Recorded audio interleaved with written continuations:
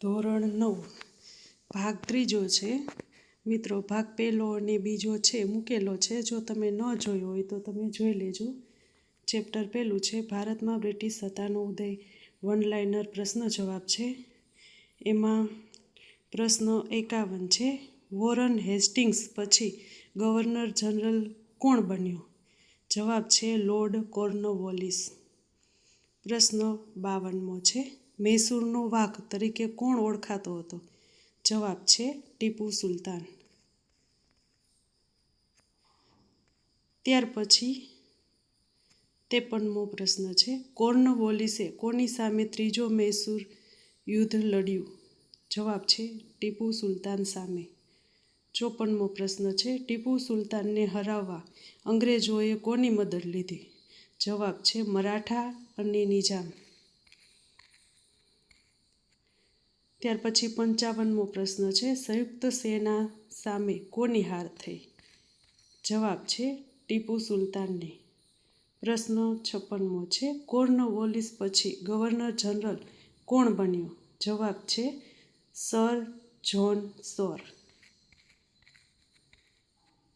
પ્રશ્ન 57 છે, જ્હોન સોરની નીતિ કેવી હતી? જવાબ છે તટસ્થતાની નીતિ. પ્રશ્ન 58માં છે, જ્હોન સોર પછી ગવર્નર જનરલ કોણ બન્યો? જવાબ છે લોર્ડ વેલેસ્લી. પ્રશ્ન 59મો છે, વેલેસ્લીએ કઈ યોજના અમલમાં મૂકી? જવાબ છે સહાયક સૈન્ય યોજના. પ્રશ્ન 60મો છે, સહાયક સૈન્ય યોજના અપનાવનાર રાજ્યો ક્યાં છે? જવાબ છે નિજામ, મૈસૂર, અવધ, ગાયકવાડ, સિંધિયા, ભોસલે અને હોલકર. પ્રશ્ન 61મો છે, સહાયક સૈન્ય યોજના કેવી હતી? જવાબ છે મીઠા ઝેર સમાન. પ્રશ્ન 62મો છે, અંગ્રેજોએ મૈસૂર પર ક્યારે આક્રમણ કર્યું? જવાબ છે ઈસવીસન 1799. પ્રશ્ન 63મો છે, કયા યુદ્ધમાં ટીપુ સુલતાન શહીદ થયા? જવાબ છે ચોથા મૈસૂર યુદ્ધમાં. પ્રશ્ન 64મો છે, વેલેસ્લી પછી ગવર્નર જનરલ કોણ બન્યો? જવાબ છે લોર્ડ હેસ્ટિંગ્સ. 65મો પ્રશ્ન છે, હેસ્ટિંગ્સે નેપાળ સાથે યુદ્ધ પછી કોને સેનામાં સામેલ કર્યા? જવાબ છે ગુરખાઓને. પ્રશ્ન 66મો છે, કયા યુદ્ધ પછી કંપનીની સર્વોચ્ચતા સ્થાપિત થઈ? જવાબ છે ત્રીજા મરાઠા યુદ્ધ પછી. 67મો પ્રશ્ન છે, ઉદાર ગવર્નર જનરલ તરીકે કોણ ઓળખાય છે? જવાબ છે વિલિયમ બેન્ટિક. પ્રશ્ન 68મો છે, વિલિયમ બેન્ટિક પછી ગવર્નર જનરલ કોણ બન્યો? જવાબ છે ડેલહાઉસી 1848માં. પ્રશ્ન નંબર 69 છે, ડેલહાઉસી કેવો ગવર્નર હતો? જવાબ છે ઉગ્ર સામ્રાજ્યવાદી. પ્રશ્ન નંબર 70 છે, ડેલહાઉસીએ કઈ નીતિઓ અપનાવી છે? જવાબ છે જીતની નીતિ અને ખાલસા નીતિ. પ્રશ્ન 71 છે, યુદ્ધ દ્વારા ખાલસા થયેલા પ્રદેશો કયા છે? જવાબ છે પંજાબ અને પેગુ એટલે કે નીચલું બ્રહ્મદેશ. પ્રશ્ન 72 છે, અપુત્ર અવસાનથી ખાલસા થયેલા રાજ્ય કયા છે?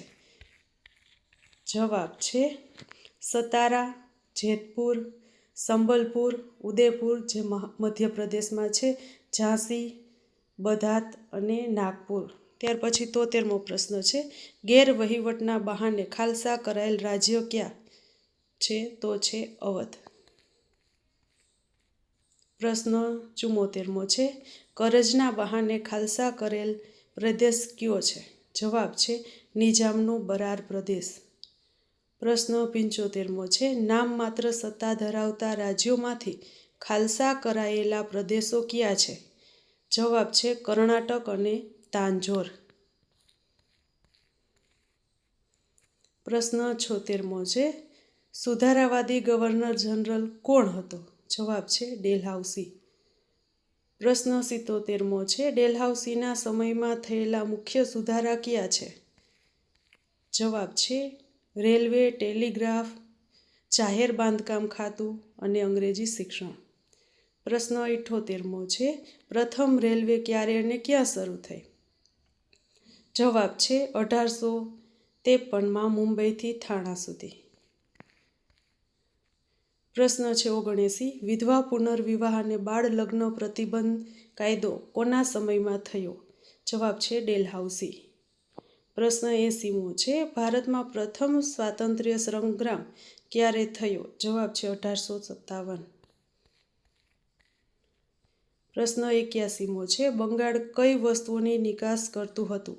જવાબ છે સુતરાઉ કાપડ, કાચું રેશમ, ખાંડ અને મલમલ.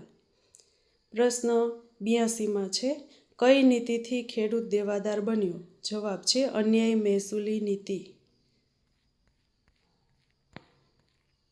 પ્રશ્ન 83મો છે, કંપનીએ કારીગરો સાથે કયો કરાર કર્યો હતો? જવાબ છે નિશ્ચિત જથ્થામાં કાપડ પૂરું કરવાનો કરાર. પ્રશ્ન 84માં છે, આગબોટ સેવા કયા બે દેશ વચ્ચે શરૂ થઈ?